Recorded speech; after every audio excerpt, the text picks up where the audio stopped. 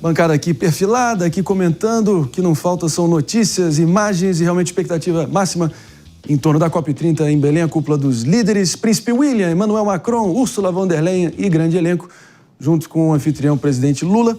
Claro, polêmicas não faltam. De qualquer forma, a gente vai estar repercutindo. Nosso repórter Bruno Pinheiro segue a postos por lá com todas as novidades. Mas voltamos, por que não? Porque o Brasil segue também na programação normal, em todas as regiões, principalmente na capital federal e trabalhando em turno redobrado. E realmente uma usina de polêmicas vindo ali no centro nervoso da CPMI do INSS, pessoal, que dessa vez vai ouvir o depoimento de ninguém mais, ninguém menos que Onyx Lorenzoni, ex-ministro de Jair Bolsonaro, ministro da Casa Civil, que ele foi titular ali da pasta da Casa Civil no início, né, do governo Bolsonaro, acabou sendo ministro do Trabalho e da Previdência após ter sido realocado, né? O Ciro Nogueira entrou no lugar dele. Confere, Mano Ferreira. Exato. E, enfim, ele que foi o candidato derrotado para o governo, para o Palácio Piratini, na disputa pelo governo gaúcho, e talvez o grande mestre de cerimônias, o parlamentar, deputado Alfredo Gaspar, do União Brasil de Alagoas, sempre contundente, realmente está com um engajamento estratosférico nas redes, mas a César o que é de César, fazendo um trabalho enérgico, mas também efetivo até o momento. David. Não, sem dúvida alguma, e até porque precisa, né? É necessário que essa CPMI avance. A gente já viu algumas pessoas até que prestaram ali depoimento e acabaram presas porque mentiram, e a gente espera que chegue à origem daqueles que desviaram todos os recursos dos aposentados e pensionistas e as entidades também ligadas que promoveram esses descontos. Então, é o que se espera realmente, que tenha efetividade, que é o grande anseio, e que essas pessoas realmente fiquem presas e paguem pelos crimes que cometeram, porque muitas vezes a gente vê que no Brasil, pessoas que cometem essa modalidade de crime, conhecida como colarinho branco, acabam não tendo penas ou até ficando, né, impunes em relação a todo o recurso desviado. Jota, brevemente um abre-alas aqui, até para a gente receber nossa audiência da rádio também. O único problema, David, o meu medo é que mais uma vez a gente esteja brincando com o novelo de lã. Veja bem, há quanto tempo nós não falávamos sobre a CPI do INSS, né? É isso aí, não. Expectativa total absoluta para ouvir o ex-ministro Onyx Lorenzoni, CPMI do INSS a todo vapor. E agora sim, recepcionando os ouvidos atentos de todo mundo sintonizado na rede Jovem Pan de Rádio, de volta aqui a totalidade da nossa audiência do Morning. Tema da vez, enfim, Onyx Lorenzoni no centro do palco da CPMI do INSS, que segue revelando, puxando o fio do novelo, revelando o maior esquema de pilhagem previdenciária da história do Brasil. A gente não pode perder o senso de urgência, que foi das maiores traições, humilhações institucionalizadas da nossa história recente, né? E sim, um bando de picareta engravatado, desde empresários, lobistas, advogados, políticos, mancomunados, enfim, que caiam um por um, desde que com todas as suas garantias e proteções. Eu fiquei curioso com o novelo que o Jota ia trazer.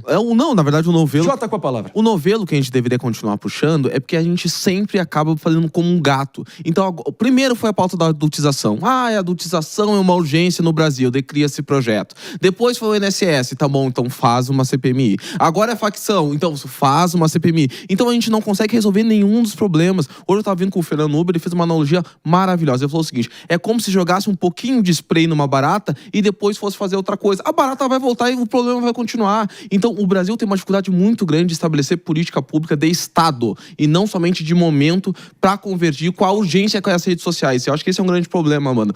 Nós temos hoje na política a tentativa de acompanhar as redes sociais e a opinião pública e tentar trazer uma resolução e protagonismo para as pautas de forma urgente e de forma destrambelhada que não se resolve mais nenhum problema no Brasil. Só se levanta a bola, mas ninguém chuta pro gol. Lembrando que o Onyx Lorenzoni foi ministro do Trabalho e da Previdência na parte final, né, do governo Bolsonaro. Está aí falando, argumentando, mas um dos parlamentares, um dos senadores que o convocou foi o senador do PT amapaense, Randolfo Rodrigues. E aqui eu abro aspas para ele dizendo que o ex-ministro teria recebido doação vultosa de representante de outra entidade suspeita de fraudar os descontos de aposentados e pensionistas do INSS. Vamos ver se realmente essa acusação se sustenta ou não. Mano. Pois é muito importante que a gente conecte os pontos. Eu venho dizendo desde sempre que um esquema de corrupção desse tamanho não acontece no Brasil sem ter a participação de agentes políticos poderosos. E que, muito provavelmente, se seguirmos o caminho do dinheiro desviado dos aposentados pelos sindicatos, nós chegaremos em campanhas eleitorais.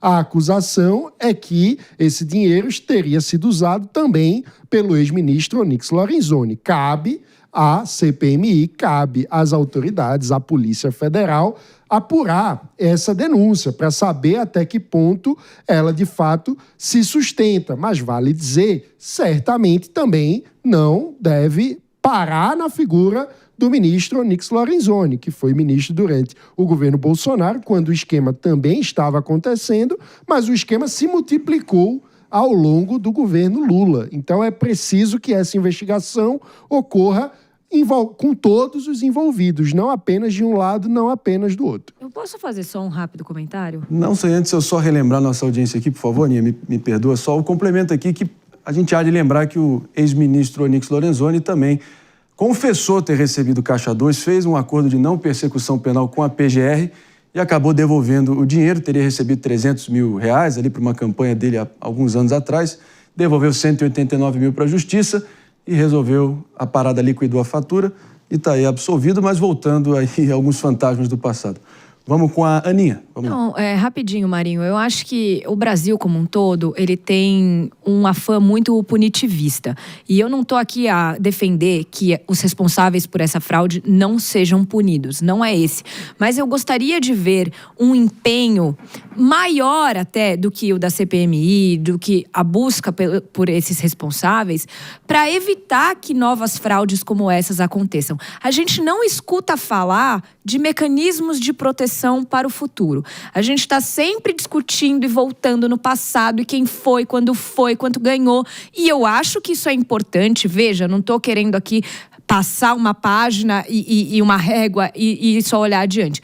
Mas eu acho que falta para o governo, e isso vai muito de encontro ao que o Jota falou, ao encontro, na verdade, no sentido de que a gente precisa ter ali um mecanismo capaz de trazer uma política de longo prazo para evitar que isso aconteça. De trazer, estabelecer diretrizes de Estado, não de governo, porque o governo passa, mas o Estado fica. A gente precisa criar políticas e mecanismos de proteção que se prolonguem ao longo do tempo, independentemente de quem estiver no poder. É uma discussão que a gente tem muito de foi no governo tal que aconteceu isso, foi no governo tal que aconteceu aquilo. É porque a gente não tem política de Estado. A gente não tem diretrizes básicas de nação. É sempre ao arbítrio de quem está governando. E, normalmente, eles são contrapostos, porque a gente vai alternando o poder.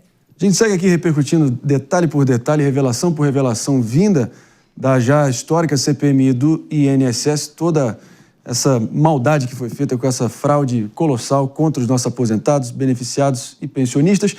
E, claro, também acompanhando o desenrolar dos trabalhos, né, lá em Belém. O secretário-geral da ONU, Antônio Guterres, aí falando nesse momento, o presidente Lula na condição de anfitrião logo mais. A gente vai estar aqui, claro, trazendo todos os detalhes. Mas, seguindo aqui no caso que a gente está repercutindo, Mano Feira, algum complemento aqui, a sua expectativa real? O que você acharia que seria, primeiro, sem também viajar aqui, mas com o pé no chão, diante do que a gente já está assistindo e acompanhando, o que você acha que seria um sucesso, na sua opinião, e faria a CPMI do INSS entrar, enfim, nas páginas positivas da nossa história recente? O sucesso é se nós tivermos o caminho do dinheiro todo decalcado e entender qual foi o paradeiro do dinheiro roubado dos aposentados. O caminho do dinheiro está naquele organograma ultra detalhado e desdobrado ali que o próprio... Ele merece essa alcunha de mestre de cerimônias da CPMI e tem feito agora o Alfredo Gaspar ali que está, enfim, mostrando toda... É uma espécie de PowerPoint da Lava Jato Feelings, né? Realmente uma sensação parecida. Muitas vezes são operações complexas, né? Teia do crime. A gente está falando de sindicatos e associações que fizeram o desvio, que por sua vez pagaram provavelmente por fornecedores que tiveram outros contratos para que no fim das contas algo chegasse provavelmente em campanhas eleitorais. Então, a gente precisa entender cada passo dessa sequência de repasses do dinheiro roubado para entender, de fato, quem foram os beneficiários Mano, que vou- roubaram os É aposentados. isso aí.